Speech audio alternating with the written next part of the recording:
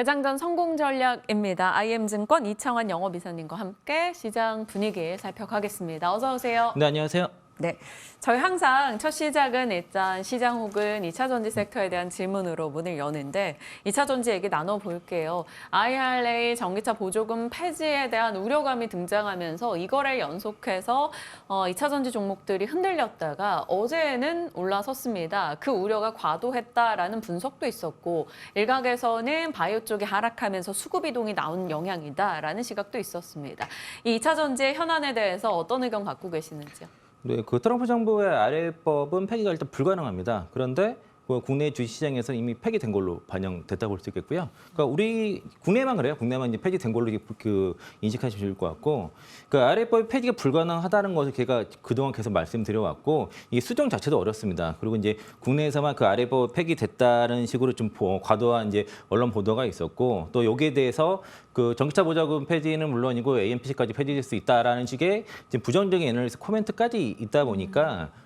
지금 최근에 반대 매매 많이 쏟아졌거든요. 네. 반대 매매 영향도 상당히 있었고 이게 이제 매도가 매도를 부른 상황이고요. 주가 자체도 2년 전 주가, 그러니까 RA법이 제정되기 전에 주가까지 하락한 종목들이 좀 많이 있기 때문에 그 매수 관점에서 너무 싼 종목들이 널려 있지 않나라는 그런 관점이고 지금 반대 매매 워낙 많습니다. 그래서 이제 반대 매매 당하지 않도록 장중인 담보 비율은 장중에 관리를 좀 하셔야 될 거고요. 만약에 그 문제가 생기시는 분들은 만약에 반대 매매 당하게 되면은 다음날 그 시가 하한가로 나가기 때문에 매도 수가 훨씬 많아요. 그러니까 네. 이제 그거 관리 잘 하시고요. 반대 매매만 무조건 피하자 말씀드리겠고, 그리고 이때부터는 이제 본인들이 직접 밸류에이션 하셔가지고 업사이드가 가장 높은 쪽의 종목들을 집중적으로 좀 매수하시고, 그리고 이제 그 떨어지는 칼날을 이제 외국인들이 상당히 받고 있는 상황이기 때문에 집중적으로 외국인들과 그 기관들이 집중적으로 사고 있는 종목들이 딱 이 수급표 보면은 명확히 드러나거든요. 그런 종목들은 적극적으로 매수하셔도 좋지 않나 싶고요.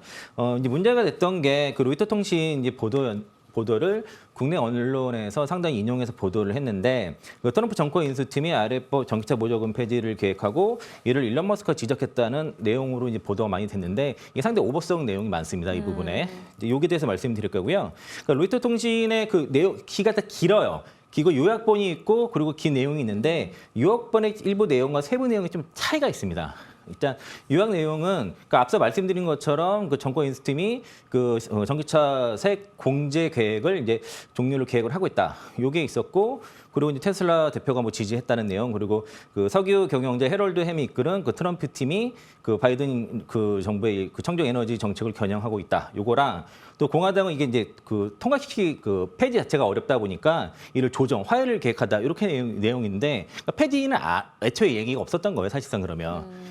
그리고 이제 이게 그 로이터 통신이 보도를 한 게 2명의 익명의 그 소식통에 의한 내용이거든요. 그러니까 네. 이게 출처가 분명합니다. 그러니까 정권 인수팀에서 정식으로 발표한 것도 아니고 그 트럼프 당선인이 발표한 것도 아니고 익명의 제보자에 의한 팀 그 로이터 통신 내용을 국내에서 대대적으로 보도했다는 거고, 그 트럼프도 그 테슬라 대표가 일론 머스크가 이를 이제 그 보조금 종류를 이제 그 지지를 했다는 것도 익명의 조건으로 이제 알렸는데, 이 내용이 7월 달에 이제 그 일론 머스크가 보조금을 없애게 되면은 테슬라의 판매에 약간의 타격은 줄 수 있지만 GM 같은 기존의 자동차 업체들에게는 굉장히 파괴적일까 이런 얘기를 했는데 그만만 한 게 아니에요. 그러니까 이제 테슬라 일론 머스크가 얘기했던 거는 전기차 보조금만 폐지한 게 아니라 오일과 가스 보조금도 다 없앤다는 전제하에서 전기차 보조금 폐지를 지지한다고 얘기했던 것이고, 그리고 일론은 그 유리한 것을 원하지 않고 공평하고 투명한 것을 원한다고 그렇게 얘기를 했습니다. 그래서 그게 자유 경쟁이라 생각했기 때문에 다 폐지하라는 거예요. 그러니까 전기차 보조금만 폐지한 게 아니라 할 거면 훨씬 지금 그 전기차 보조금은 그 RA법상의 그 보조금 주는 거에 전체 5%밖에 안 돼요. 가스라든가 오일이 훨씬 많거든요. 다 폐지하자는 겁니다. 할 거면. 그러니까 전기차 보조금만 폐지한다 이렇게 간 게 아니라는 거고요.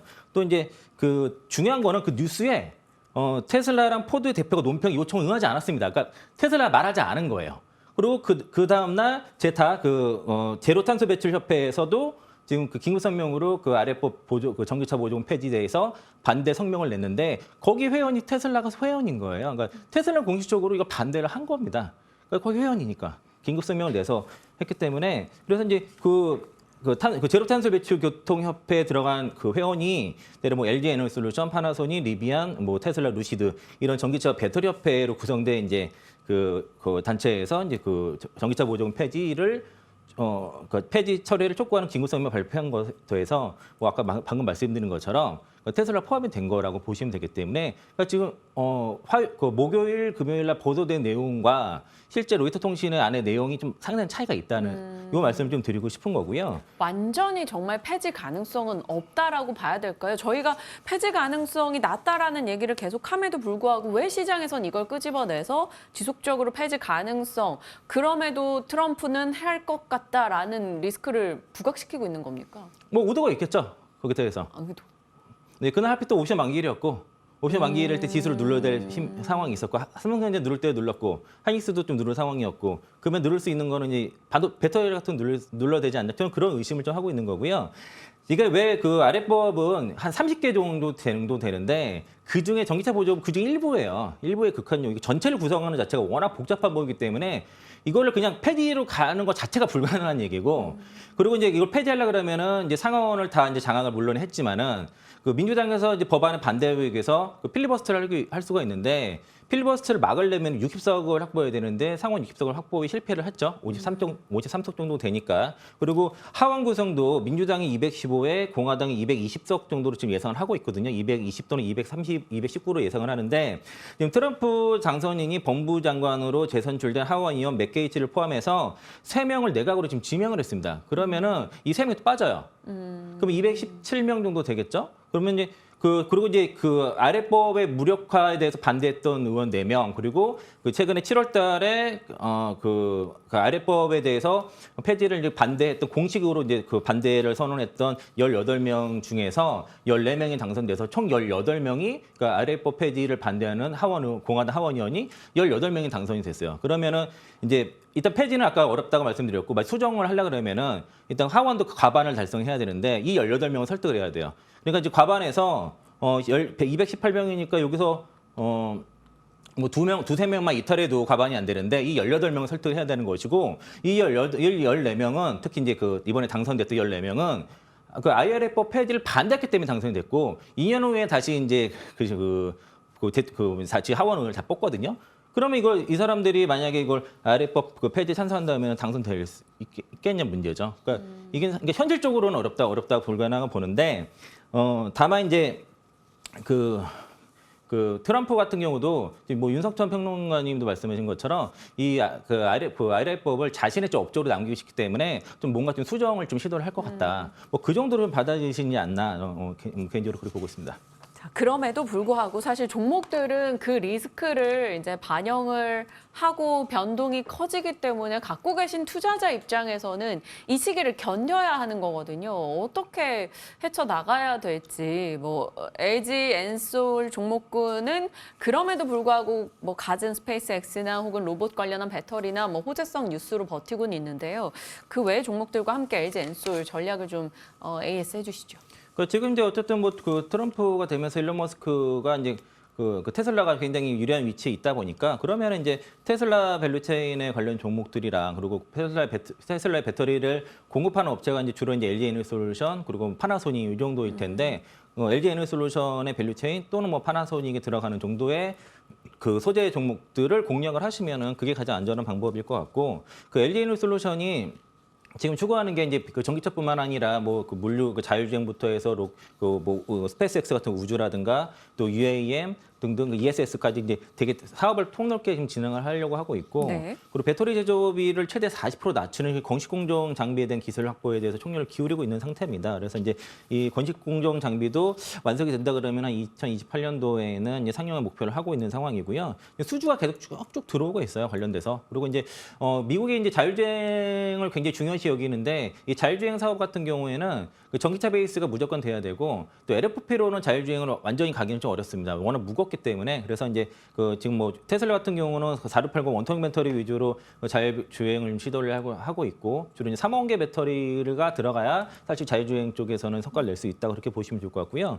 또 이제 어제 뭐 그 최근에 그러니까 ESS 쪽 같은 경우에 그 LG에너솔루션이 미국 법인 버테크 같은 경우가 ESS 수주가 꾸준히 늘고 있어서 엔솔의 목표가 이제 북미 시장에서 ESS 시장에서 1등을 하겠다라고 하면은 뭐 전에 말씀드린 것처럼 2026년부터는 중국 ESS 배터리도 관세를 물기 때문에 그 이후에는 시장이 커질 수 있다고 볼 수 있겠고요. 지금은 이제 그 ESS 시장 같은 경우가 예전에 한 2년 전만 해도 그 전기차 시장이 15분의 1 정도에서 지금 6분의 1까지 올라왔고 자율주행이라든가 또 이제 그 우주항공 그리고 이제 그 EV 선박 같은 경우도 시장이 커지고 있어요. 그래서 이제 전기차 외에도 지금 다른 시장들이 폭넓게 그러니까 전기차 이꼴 배터리 이게 아니라 배터리 시장이 훨씬 더 크게 되는 거죠. 그런 시장이 지금 펼쳐지는 거니까 뭐 이런 거 잘 인내하시면 좋을 것 같고요.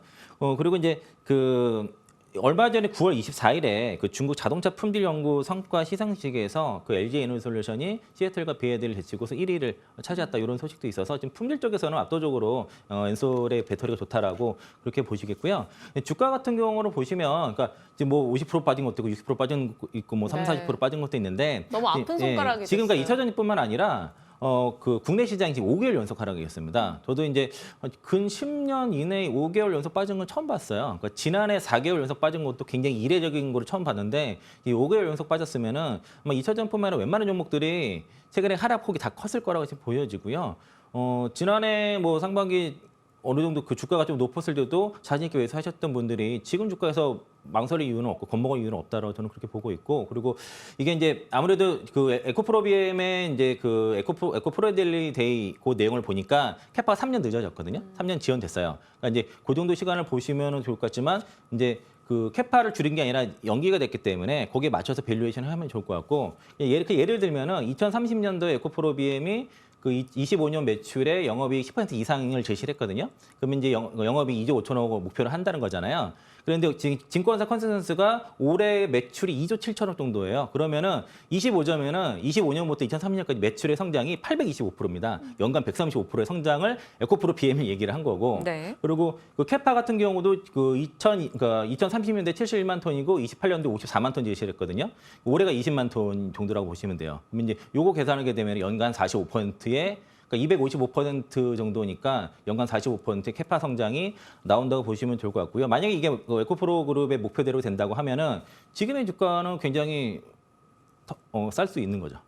접근하기에 부담은 없으나 이제 사실 문제는 갖고 계신 분들이 이제 많이 손실을 보고 있고 뭐 다른 반도체도 그렇겠지만 각 섹터의 낙폭이 큰 쪽은 더 살 여력이 있는가일 것 같아요. 그래서 그 부분이 이제 견디는 시간일 텐데 이제 갖고 계신 분들에게 부장님의 의견이 상당 부분 힘이 될 수는 있겠습니다. 자, 그럼 관심주로 2차 전지 외에서 좀 찾아주신 것 같아요. 2차 전지 내에 들어가 있지만 2차 전지 외 모멘텀으로 볼 수 있는 SKC. 이제는 뭐 유리개판으로 이 종목을 더 인지하게 되더라고요. 네, 계속 1년 됐어요. 그게 거의 1년 가까이 된 것 같고요. 그러니까 그 지금 대략 매수 밴드 들어왔습니다. 이제 10만 원, 11만 원 정도에서는 항상 제가 매수 그 정도 오면은 조정 오면은 지금 매수 의견을 최근에 계속 들어온 상태고요. 그 내년 같은 경우는 이제 비주력 사업을 또 이제 매각을 하고 그리고 이제 그 특히 유리기판 쪽으로만 이제 그 투자를 집중을 하면서 이제 본격적인 모멘텀은 이제 유리기판 쪽으로 보시면 좋을 것 같고요. 미국 고객사의 이제 유리기판 1공장을 통해서 이제 그 샘플 테스트가 지금 진행되고 있는데 이게 납품이 좀 들어가고 또 이제 지난번에 상무부 쪽에서 보조금을 받았는데 그 R&D 패키징에 대한 추가 보조금을 최근에 TSMC가 이제 보조금 받은 것처럼 올해 연내 또는 내년 초에 1월 달 정도에 좀 받을 가능성이 높다라고 좀 볼 수 있겠고 그 SK 최태원 회장이 7월 달에 그 앱솔루트 앱솔루트 조제 공장을 방문을 하면서 그 반도체 제조의 그 게임 체인저라고 그렇게 지목을 해서 그 전략적으로 좀 직접 영업을 나섰다라고 좀 알려져 있고요. 지난 5월 달에 이제 7조 500만 달러 보조금 확보한 데 의해서 앞서 말씀드린 것처럼 연내에 좀 추가 보조금 가능하지 않나. 이게 좀 모멘텀이 됐고 주가도 이제 최근에 한 16만 원 정도 갔다가 이제 10만 원대까지 11만 원 이하까지 조정을 좀 잘 받았기 때문에 매수 관점에서는 좀 부담은 없다라고 좀 판단이 들고 최근에 나온 리포트 기준으로는 그 현대차증권에서 15만 5천 원 정도 제시를 했기 때문에 1차 15만 5천 정도 목표 보시고 대응해 보시면 좋을 것 같습니다. 네, SKC 유리기판 쪽으로 종종 언급을 주셨었고 시장의 관심을 강하게 받기도 했었습니다. SKC 다시 한번 바라볼 수 있다라는 측면에서 증권사의 목표가 같이 소개해 주셨으니까요. 참고하고 지켜보겠습니다. 이창한 영업이사님과 함께 시장 내 주요 종목들에 대한 이야기 풀었습니다. 고맙습니다. 네, 고맙습니다.